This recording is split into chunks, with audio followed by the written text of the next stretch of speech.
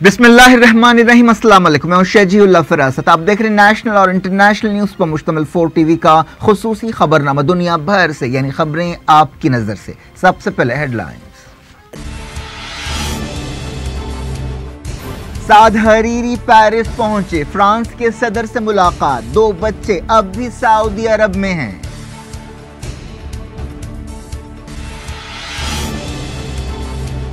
साद Hariri ने की सदर मिशेल ओन से बातचीत, कहा चाहरशंबे को लबनान आऊंगा, कौमी दिन के प्रोग्राम में हिस्सा लूंगा।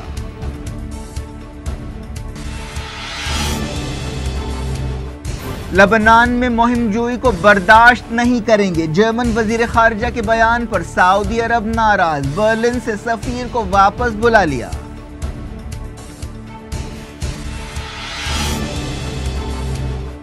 हिजबुल्लाह ने लबनान को यरगमाल बना लिया, आदिल अल जुबैर ने लगाया इल्जाम, कहा फंड्स के उलटफेर के लिए बैंकों का इस्तेमाल किया जा रहा है।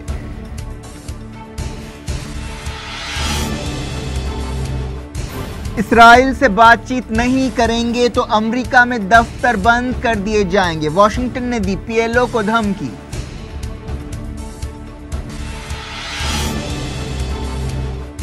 हरारे की सड़कों पर जश्न का समा, रॉबर्ट मुगाबे के खिलाफ मुजाहिरे में हजारों शरीक।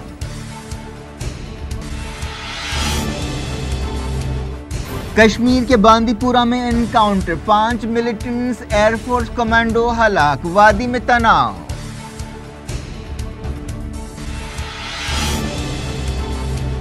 टीपू जयंती के बाद कसाब जयंती भी मनाई जाएगी, मरकजी वजीर अनंत हेगड़े का जहरीला बयान, पद्मावती को मिली फिल्म इंडस्ट्री की तारीफ।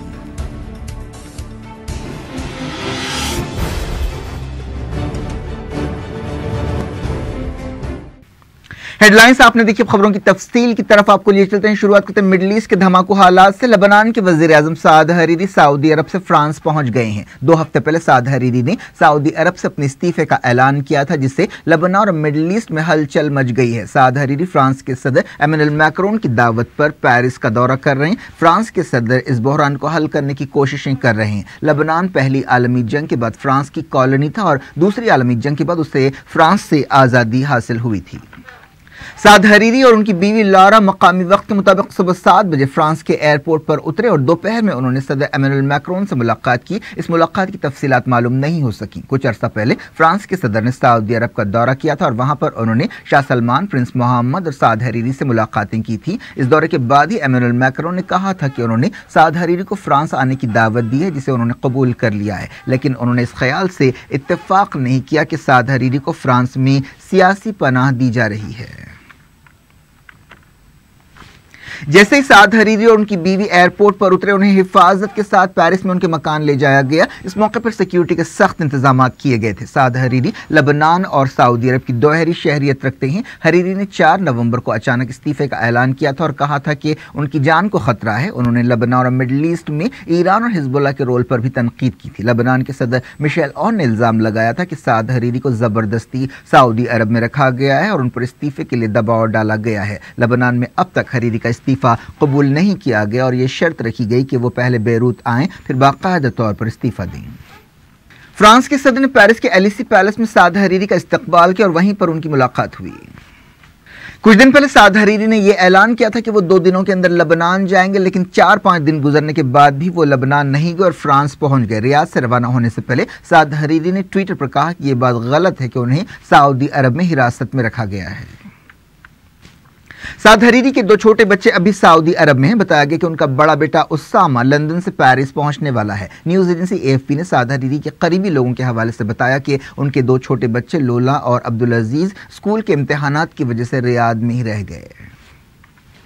खबर है कि साद हरीरी ने लबनान के सदर मिशेल ओन से टेलीफोन पर बातचीत की और कहा कि वो चारशंबे को लबनान की आज़ादी के दिन की तकरीब में शिरकत के लिए मुल्क वापस आएंगे। मिशेल ओन के दफ्तर की तरफ से जारी एक बयान में कहा गया कि साद हरीरी ने फ्रांस से सदर मिशेल ओन को फ़ोन किया। सऊदी अरब के वज़ीर ख़ारजा आदिल अल जुबैर ने इस दौरान हिजबुल्लाह पर इल्ज़ाम लगाया कि उसने लबनान को यरगमाल बना लिया है और पैसों के उलटफेर के लिए बैंकों का इस्तेमाल कर रही है। आदिल अल जुबैर ने स्पेन के मैड्रिड शहर में मीडिया से बातचीत करते हुए कहा कि हिजबुल्लाह अपने हथियारों और अपने फाइटर्स को बरकरार रखते हुए लबनान का इस्तेहकाम मुतासिर कर रही है। उन्होंने स्पेन के वज़ीर ख़ारजा से मुलाकात के बाद मीडिया से बातचीत की। इस मौके पर उन्होंने कहा कि आप हुकूमत के दायरे के बाहर फौज नहीं रख सकते। उन्होंने कहा कि हिजबुल्लाह सीरिया, बहरीन और यमन के मामलात में दखल अंदाजी कर रही है और ड्रग्स की स्मगलिंग के लिए लबनान की बंदरगाहों को हाईजैक कर लिया है। आदिल अल जुबैर ने कहा कि हिजबुल्लाह को निहत्ता कर देना चाहिए और उसे सिर्फ एक सियासी जमात की हैसियत से काम करना चाहिए। उन्होंने इल्ज़ाम लगाया कि लबनान हिजबुल्लाह के हाथों का खिलौना बन गया है और ईरान का फैलाव हो गया है। हमारे लिए ये बात काबिल कबूल नहीं और ना ही लबनान के अवाम के लिए काबिल कबूल है। आदिल अल जुबैर ने कहा कि वज़ीर आज़म साद हरीरी की वो तायद करते हैं, लेकिन हम इस बात के खिलाफ हैं कि लबनान पर हिजबुल्लाह का गलबा हो। ईरान ने कहा कि फ्रांस को मुल्क के मिसाइल प्रोग्राम में कोई दखल अंदाजी नहीं करनी चाहिए। ईरान के सुप्रीम लीडर सैयद अली खामनाई के सीनियर एडवाइजर अली अकबर विलायती ने यह बात कही। फ्रांस के सदर एमेनुअल मैक्रोन ने जुमे के दिन कहा था कि खित्ते में ईरान को अपनी जारहियत कम करनी चाहिए और अपने मिसाइल प्रोग्राम के बारे में सफाई देनी चाहिए। अली अकबर विलायती ने कहा कि एमेनुअल मैक्रोन और फ्रांस को हमारे मिसाइल प्रोग्राम और हमारे फौजी मामलात के बारे में कुछ भी नहीं बोलना चाहिए। इस ताल्लुक से हम बड़े जज्बाती और हसास हैं। इस मामले का मैक्रोन से क्या ताल्लुक है? वो दखल अंदाजी करने वाले कौन होते हैं? अगर वो चाहते हैं कि ईरान और फ्रांस के दरमियान ताल्लुकात बढ़ें तो उन्हें इन मामलात में दखल नहीं देना चाहिए।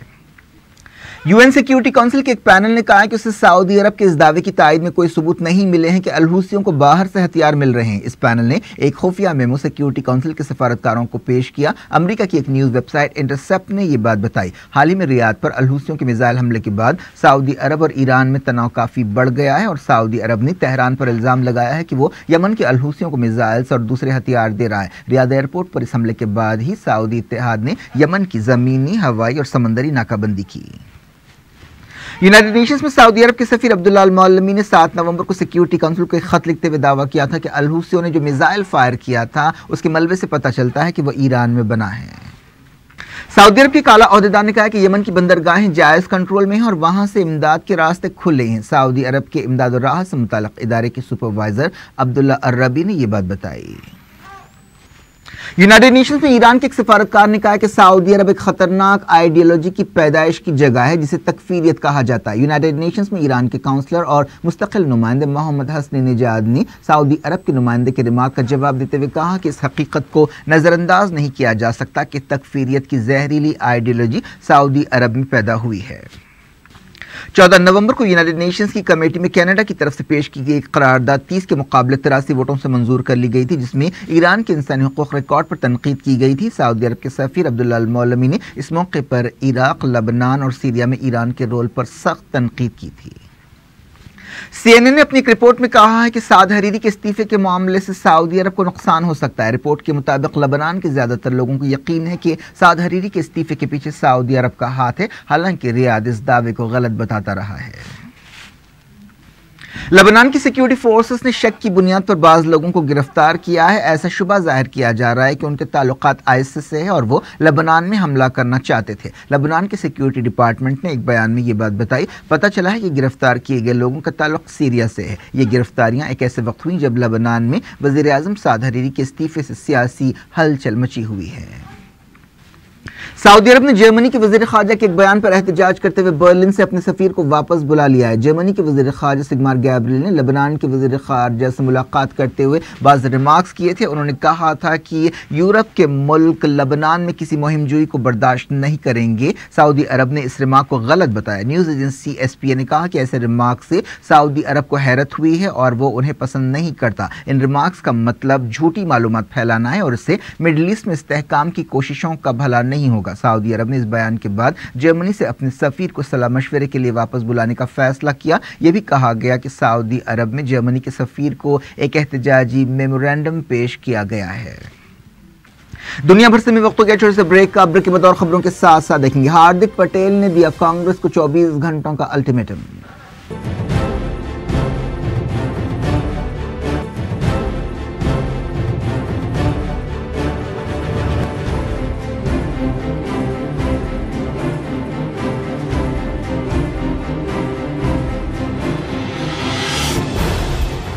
We are so lucky. टोली चौकी मूवी प्लैनेट वाले होलसेल और कॉस्ट टू कॉस्ट प्राइसेस दे रहे। Wow! CDs, DVDs of old and new collection of all language songs and movies, branded mobiles, home theater projectors, pen drive, memory card, headphones, portable DVD players, Wi-Fi routers, digital camera, trimmers, hair dryers, hard disk, mouse, keyboard and monitors. Best wholesale showroom. Thank you, ma'am. Visit again. Best prices, best showroom. That's the reason, ma'am. Our business runs on trust and honesty, as per the customer requirement. So, Movie Planet is the only showroom which can change your high-tech needs with superb wholesale comfort.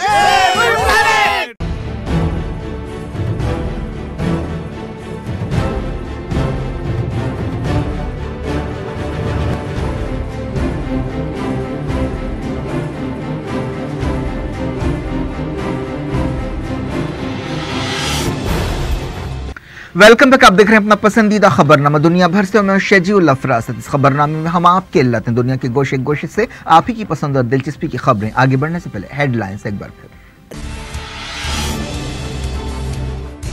Saad Hariri Paris पहुंचे, France के सदर से मुलाकात। 2 बच्चे अब भी Saudi अरब में हैं।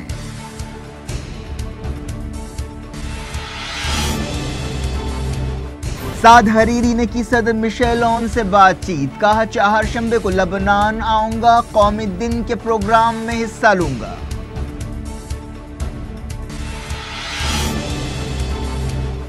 लबनान में मुहिम जोई को बर्दाश्त नहीं करेंगे, जर्मन वजीर खारजा के बयान पर सऊदी अरब नाराज। बर्लिन से सफीर को वापस बुला लिया।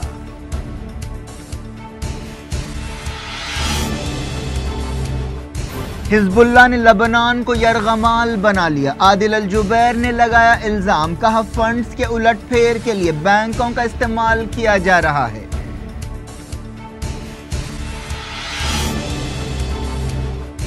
इसराइल से बातचीत नहीं करेंगे तो अमेरिका में दफ्तर बंद कर दिए जाएंगे। वॉशिंगटन ने दी PLO को धमकी।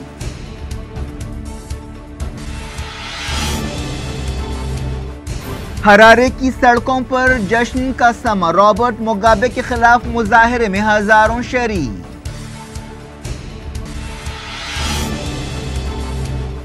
कश्मीर के बांदीपुरा में एनकाउंटर, 5 मिलिटेंट्स एयरफोर्स कमांडो हलाक। वादी में तनाव।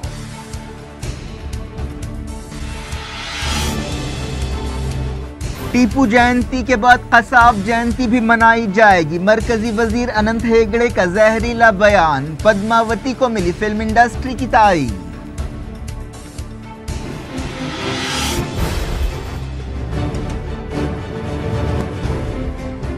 डायरेक्ट इंटरनेशनल न्यूज के सिलसिले को मीडिया की एक रिपोर्ट में कहा गया कि सऊदी अरब में करप्शन के नाम पर हालिया क्रैकडाउन में गिरफ्तार लोगों की रिहाई के लिए सौदे किए जा रहे हैं। न्यूज एजेंसी रॉयटर ने ओहदेदारों के हवाले से ये बात बताई। एक डील के तहत गिरफ्तार किए गए लोगों से प्रॉपर्टीज, शेयर्स, नकद रकम और दूसरे असासे हासिल किए जा रहे हैं। गिरफ्तार किए गए लोगों में दुनिया के अमीर आदमियों में से एक प्रिंस वलीद बिन तलाल भी शामिल है। अमेरिका ने कहा कि वो सऊदी अरब की सूरत हाल पर नजर रखे हुए। ट्रेजरी डिपार्टमेंट के सेक्रेटरी स्टीफन म्यूचिन ने कहा कि उनके ख्याल में सऊदी अरब के क्राउन प्रिंस मोहम्मद बिन सलमान मुल्क को बदलने के लिए बहुत अच्छा काम कर रहे हैं। अरब मीडिया की एक रिपोर्ट में कहा गया कि करप्शन के खिलाफ सऊदी हुकूमत की मुहिम से मुल्क में बिजनेस करने वालों को नई उम्मीदें मिल रही हैं। इस क्रैकडाउन में जो 4 नवंबर को शुरू हुआ, 11 शहजादों को भी गिरफ्तार किया गया। एक अंदाजे के मुताबिक इस मुहिम के सिलसिले में 1700 बैंक खाते फ्रीज कर दिए गए।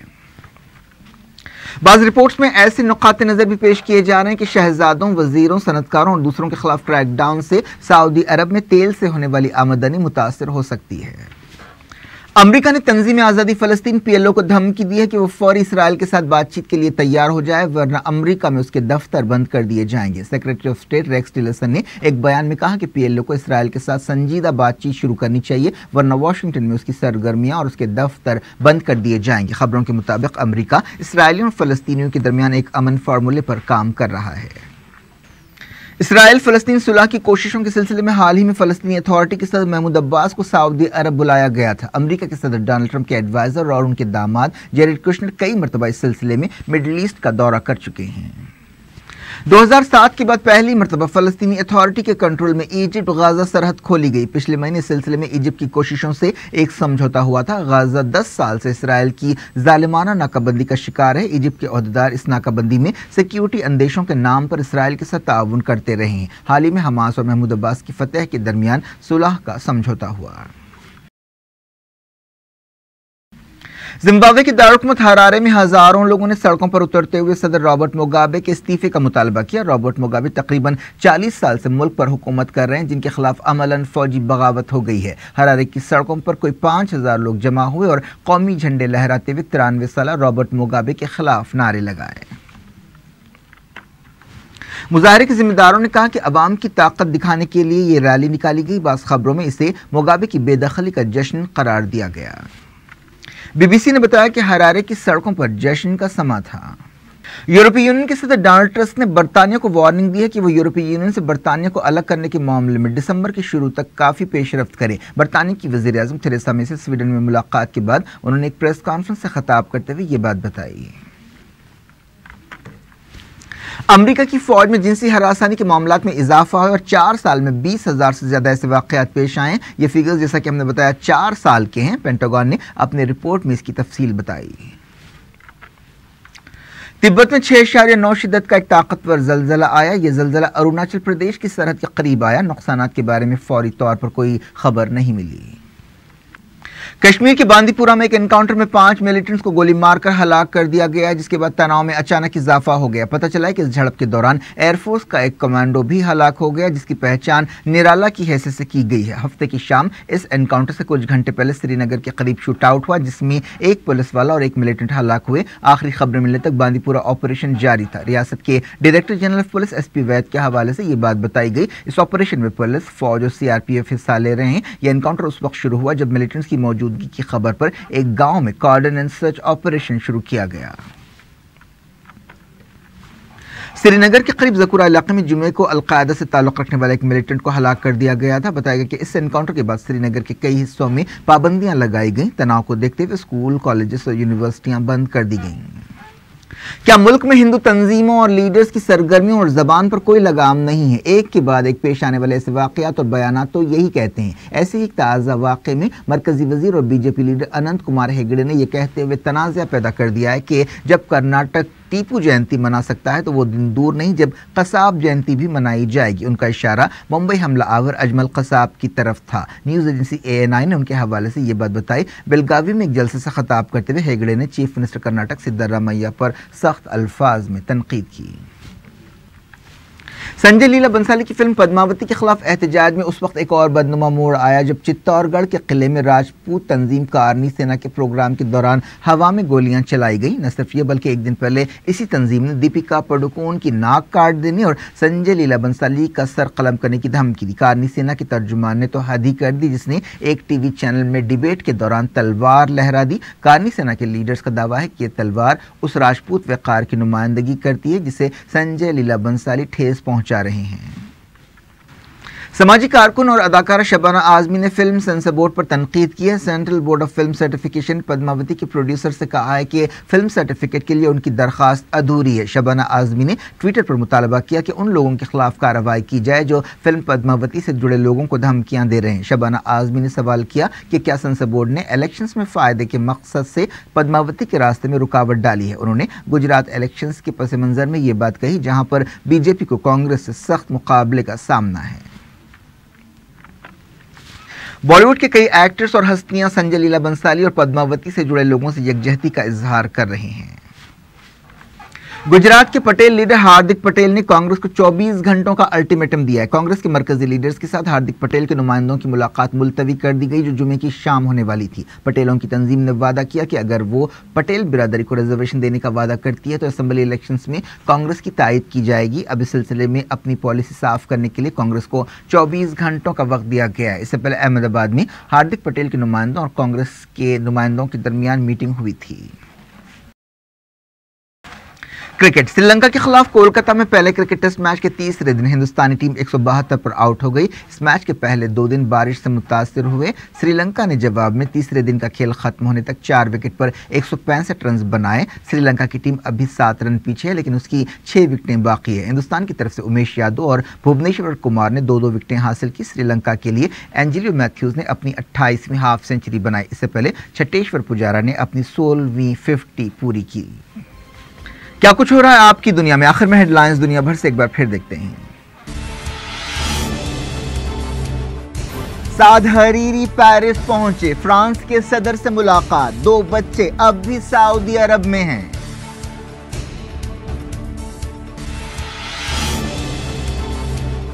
साद हरीरी ने की सदर मिशेल ओन से बातचीत, कहा चाहरशंबे को लबनान आऊंगा, कौमी दिन के प्रोग्राम में हिस्सा लूंगा।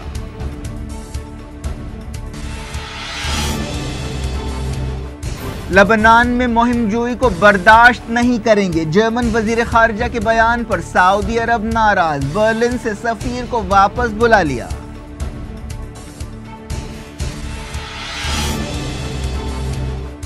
हिजबुल्लाह ने लबनान को यरगमाल बना लिया। आदिल अल जुबैर ने लगाया इल्जाम, कहा फंड्स के उलटफेर के लिए बैंकों का इस्तेमाल किया जा रहा है।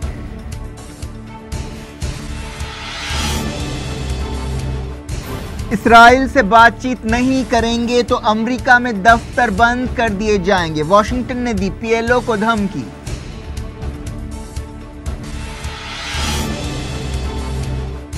हरारे की सड़कों पर जश्न का समा, रॉबर्ट मुगाबे के खिलाफ मुजाहिरे में हजारों शरीक।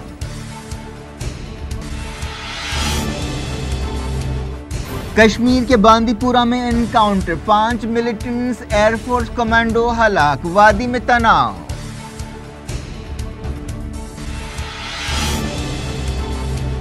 टीपू जयंती के बाद कसाब जयंती भी मनाई जाएगी, मरकजी वजीर अनंत हेगड़े का जहरीला बयान। पद्मावती को मिली फिल्म इंडस्ट्री की तारीफ।